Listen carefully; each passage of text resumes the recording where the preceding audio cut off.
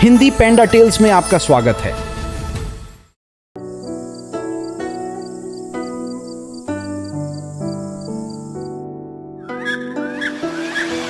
फूलफल पर्वत के जलपर्दा गुफा में एक पत्थर का बंदर हर दिन स्वतंत्र रूप से रहता था, लेकिन वह जीवन और मृत्यु के प्रश्न को नहीं भुला पाया। समय के साथ उसे डर लगने लगा कि एक दिन उसकी जिंदगी खत्म हो जाएगी। इसलिए उसने अमरता प्राप्त करने और जीवन और मृत्यु के चक्र से बाहर निकलने का रास्ता खोजने का निश्चय किया। मेरे पास भले ही महान कौशल है, लेकिन मैं मृत्यु से बच नहीं सकता। 100 साल बाद अगर मैं धूल में बदल जाऊं, तो मेरी सारी क्षमताओं का क्या लाभ होगा? अपने घर को सूखे से राहत देने और अपने अंदर के सवालों को हल करने की इच्छा रखते हुए पत्थर का बंदर एक गुरु की तलाश में निकल पड़ा। उसने पहाड़ों और नदियों को पार किया, जब तक कि एक दयालु आत्मा ने उसे पूर्वी महाद्वीप में एक महान ऋषि बोधि गुरु के पास निर्देशित नहीं किया, जिनके पास वह ज्ञान था जिसे वह ढूंढ रहा था। चाहे कितनी भी कठिनाइयां आए, मैं बोधि गुरु को ढूंढूंगा और अमरता का रहस्य सीखूंगा। एक सच्चे दिल के साथ पत्थर के बंदर ने कई कठिनाइयों को सहा और आखिरकार बोधि गुरु की गुफा को ढूंढ लिया। उस पल से उसने असाधारण साधना और दिव्य क्षमताओं की अपनी यात्रा शुरू की। हालांकि पत्थर बंदर मास्टर से मिलने के लिए उत्सुक था, वह दरवाजा खटखटाने की हिम्मत नहीं कर सका और बाहर ही इंतजार करता रहा और खेलता रहा। मास्टर ने महसूस किया कि कोई वहाँ है, तो उन्होंने एक शिष्य को उसे बुलाने भेजा।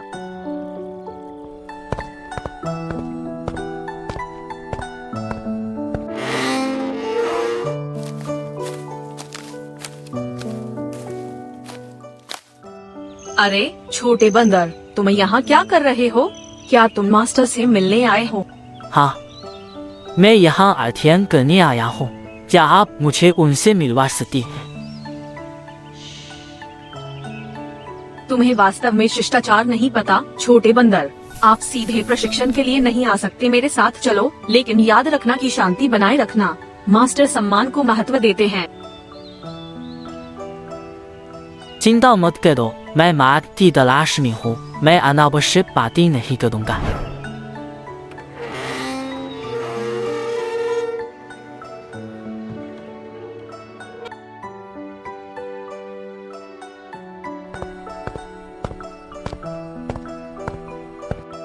करीब से चलो, अगर मास्टर खुश हुए तो वह तुम्हें स्वीकार कर सकते हैं। ऐसे महान व्यक्ति से मिलने के लिए सारी कठिनाई सार्थक थी।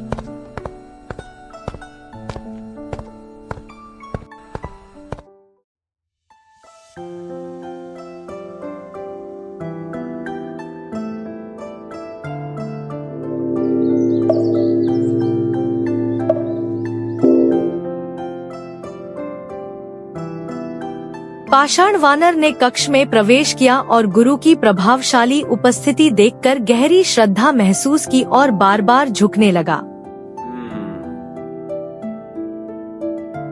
मैंने पूर्वी महाद्वीप से यात्रा की है, वर्षों तक भूमि और समुद्र को पार करते हुए। कृपया मुझे अपना शिष्य स्वीकार करें और अमरता का मार्ग सिखाएं। तुम छोटे वानर काफी चतुर हो, लेकिन बताओ तुम्हारा नाम क्या है? गुरुजी, मैं शांत हूँ, तर्क नहीं करता, हमेशा विनम्र रहता हूँ और स्वाभाविक रूप से कोमल हूँ। यही मेरा स्वभाव है। मैं तुम्हारे स्वभाव के बारे में नहीं, तुम्हारे नाम के बारे में पूछ रहा हूँ। गुरुजी, मेरे कोई माता पिता नहीं है। मैं फूलफल पर्वत पर एक चातुर पत्थर से जन्मा हूँ। स्वर्ग और धरती मेरे परिवार है और पहाड़ मेरे साथी है, इसलिए मेरे कोई माता पिता नहीं है, नहीं कोई ना। समझ गया, यह अनोखा है। मेरे लिए कुछ कदम चलो ताकि मैं तुम्हें बेहतर देख सकूं। पाषाण वानर उठ खड़ा हुआ और हल्के कदमों से चलने लगा। प्राकृतिक चपलता और वानर की प्लेफुल हरकतों के साथ गुरुजी हल्का मुस्कुराए, उन्हें ध्यानपूर्वक देखते हुए। मुझे लगता है कि सन, जिसका अर्थ वंशज है, तुम्हारे युवा स्वभाव के लिए उपयुक्त रहेगा। तुम वो, जिसका अर्थ जागृत है, के चरित्र के लिए सही समय पर पहुँचे हो, इसलिए तुम्हारा नाम होगा वुकुंग, जिसका अर्थ है जो अज्ञानता को तोड़कर ज्ञान प्राप्त करता है। सन वुकुंग, कितना अद्भुत नाम है। धन्यवाद गुरुजी। तब से वुकोंग का एक नाम था और उसने अपने गुरु के लिए बढ़ती हुई श्रद्धा महसूस की, क्योंकि उसने प्रबुद्धता की खोज के अपने मार्ग पर कदम रखा। हर दिन वुकोंग अभ्यास में समर्पित रहते थे। शिष्टाचार, सुलेख, अगरबत्ती अनुष्ठानों को सीखते और पानी लाने व झाड़ू लगाने जैसे कामों को करते। समय तेजी से बीता और जल्द ही 7 साल गुजर गए।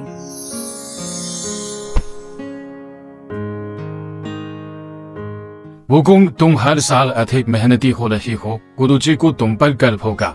गुरुजी के मार्गदर्शन में मैं और कड़ी मेहनत करूंगा। जितनी जल्दी मैं कौशल प्राप्त कर लूँ उतनी जल्दी मैं अपने पर्वतीय बंदरों की रक्षा कर सकता हूँ। तुम जैसे छोटे बंदर, यह तो बड़ी महत्वाकांक्षा है, लेकिन झाड़ू लगाना तो बस शुरुआत है। सीखने के लिए बहुत कुछ बाकी है। क्यों नहीं, गुरुजी कहते हैं कि अच्छे दिल से एक पत्थर का बंदर भी महान ज्ञान प्राप्त कर सकता है। 7 वर्षों के दौरान वुकोंग मेहनती, समर्पित और अपने अभ्यास में अनवरत रहे। एक दिन गुरु ने 3 मोक्ष मार्गों की शिक्षा देना शुरू किया। वुकोंग उत्सुकता से सुनता रहा, कान खुजाते हुए मुस्कुराया।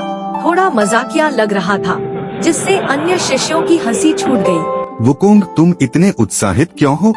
कुछ कौशल सीखना चाहते हो?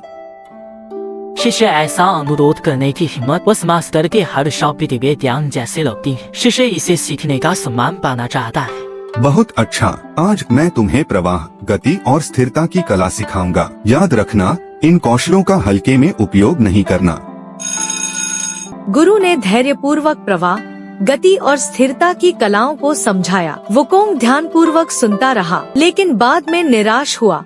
यह तो अमरता के रहस्य नहीं थे। साहस जुटाकर उसने बात की। गुरुजी, मेरा दिल इन कलाओं में नहीं है। मैं केवल अमरता का मार्ग चाहता हूँ। कृपया मुझे वही सिखाए। तू जिद्दी बंदर बहुत चुजी है न? लेकिन तेरे अंदर थोड़ी समझदारी है। शिष्य केवल सच्चा मार्ग चाहता है। गुरुजी, कृपया मेरी ईमानदारी को माफ कर दे।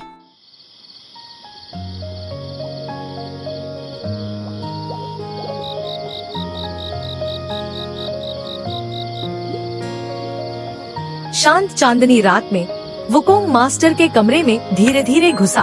उनके बिस्तर के पास घुटने टेककर झुका और धीरे से पुकारा। गुरुजी, मैं केवल एक चीज की विनती करता हूँ, जीवन और मृत्यु से परे जीने का मार्ग सीखने की। वुकोंग, अमरता की खोज में तुम्हारी दृढ़ता वास्तव में प्रशंसनीय है। मेरा कोई परिवार नहीं है गुरुजी, और यहाँ तक पहुँचने के लिए मैंने बहुत सहा है। मैं खुद को पूरी तरह से इस मार्ग में समर्पित करने के लिए तैयार हूँ। तुम्हारे इस दिल को देखकर मैं तुम्हें अमरता का मार्ग सिखाऊंगा, और इसे जल्दबाजी में हासिल नहीं किया जा सकता। क्या तुम समझते हो? मैं समझता हूँ गुरुजी, मैं बिना चूके अभ्यास करूंगा। उस दिन से वुकोंग ने रोज महान स्वर्गीय मंत्र का अध्ययन किया। वह जानता था कि दीर्घायु का रहस्य दुर्लभ और अनमोल है, इसलिए उसने हर सबक को महत्व दिया। 3 साल के भीतर उसने जीवन ऊर्जा का सार समझना शुरू कर दिया। उसके ध्यान ने उसे आंतरिक शांति और ब्रह्मांड के साथ गहरा संबंध प्रदान किया।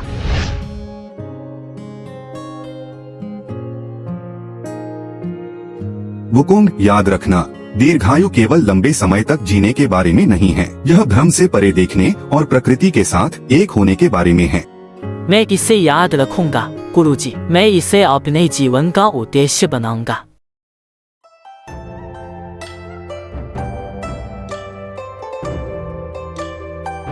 हालांकि वुकोंग ने दीर्घायु का मार्ग सीख लिया था, लेकिन उसे अब भी चिंताएं थी। उसने सुना था कि अमर साधकों को भी 3 आपदाओं का सामना करना पड़ता है।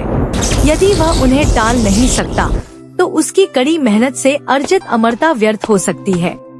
गुरुजी, हालांकि मैंने लंबे समय तक जीने का मार्ग पा लिया है, मैंने सुना है कि 3 आपदाओं से बचा नहीं जा सकता। यदि मैं उनसे बच नहीं पाया तो क्या मेरी शिक्षा व्यर्थ नहीं हो जाएगी? तुम्हारी महत्वाकांक्षा सराहनीय है छोटे बंदर। 2 तरीके हैं, 36 रूपांतरण और 72 रूपांतरण। प्रत्येक की अपनी ताकत है। तुम कौन सा चुनोगे? गुरुजी, मैं कड़ी मेहनत करने के लिए तैयार हूँ। मैं 72 रूपांतरण चुनता हूँ। तो मैं तुम्हें सिखाऊंगा। ये रूपांतरण असीमित हैं। जिनके लिए सावधानी पूर्वक अभ्यास और पुनरावृत्ति की आवश्यकता है। दिन रात खुद को इन्हें समर्पित करो। शुरू में वुकोंग को रूपांतरण में कठिनाई हुई। कभी कभी कहीं बाल का गुच्छा छूट जाता या रूपांतरण के दौरान वह लड़खड़ा जाता। फिर भी महीनों के तीव्र अभ्यास के साथ उसने इस कला में महारत हासिल कर ली। उसके रूपांतरण सहज हो गए। यह अद्भुत है। बेहतर रूपांतरण अविश्वसनीय है। जब मैं इसे पूरी तरह से सीख लूंगा तो मैं अपनी मर्जी से बदल सकूंगा। वुकोंग जड़ के पास पत्थर में बदल जाता है, पूरी तरह घुल मिल जाता है। कुछ ही पलों में वह एक चीड़ के पेड़ में बदल जाता है जो हवा में धीरे धीरे झूमता है। इस छोटे बंदर ने सच में बेहतर रूपांतरण का सार समझ लिया है। गुरुजी, अब मैं अपनी मर्जी से रूपांतरण कर सकता हूँ। यह कला सचमुच अद्भुत है। तुमने तेज प्रगति की है वुकोंग, लेकिन याद रखो ये कौशल दिखाने के लिए नहीं है।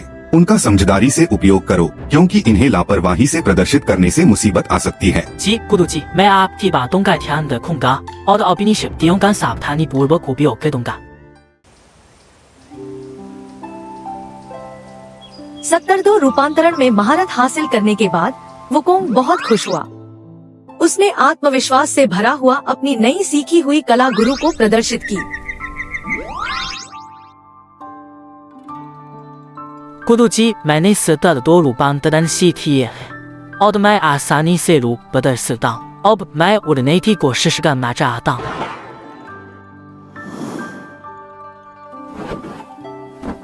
वुकोंग वह केवल एक छोटी दूरी तक फिसलना था। सच्चा बादल सुमरसॉल्ट करना उससे कहीं ज्यादा जटिल है। सचमुच, वह तो केवल फिसलना था। हाँ, असली बादल यात्रा में बहुत लंबी छलांग लगानी होती है। आज मैं तुम्हें सुमरसॉल्ट क्लाउड तकनीक सिखाऊंगा। एक छलांग में 1,08,000 मील तक पहुंच सकते हो। गुरुजी, कृपया मुझे सुमरसॉल्ट क्लाउड तकनीक सिखाएं। यह तकनीक कठिन है और इसके लिए कड़ी मेहनत की जरूरत होगी। मैं तैयार हूँ गुरुजी, चाहे जितनी भी कठिनाई हो मैं इसे सीखूंगा। तो पहले एक सुमरसॉल्ट की कोशिश करो और हम शुरू करते हैं। धन्यवाद गुरुजी, मैं कड़ी मेहनत करूंगा और आपकी शिक्षा का सम्मान करूंगा। गुरु बोधि ने सुमरसॉल्ट क्लाउड तकनीक के हर चरण को दिखाया। वुकोंग को शरीर की मुद्रा, सांस नियंत्रण और छलांग लगाने से पहले ऊर्जा जुटाने का तरीका समझाया।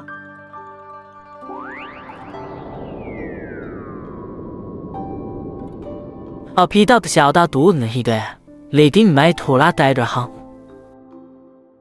कई दिनों के अभ्यास के बाद वुकोंग ने अंततः तकनीक को समझ लिया। ऊर्जा जुटाते हुए, अपने इरादे पर ध्यान केंद्रित करते हुए और बादल की तरह आकाश में खूबसूरती से छलांग लगाई। तुमने प्रशंसनीय प्रगति की है वुकोंग।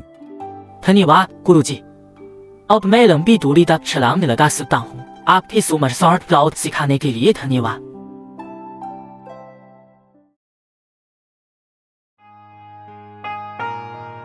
एक दिन वुकोंग ने अपने वरिष्ठ शिष्यों का मनोरंजन अपने रूपांतरों से किया। उनकी हंसी ने गुरु का ध्यान आकर्षित किया।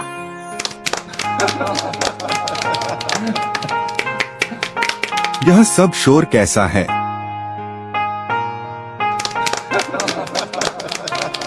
वुकोंग,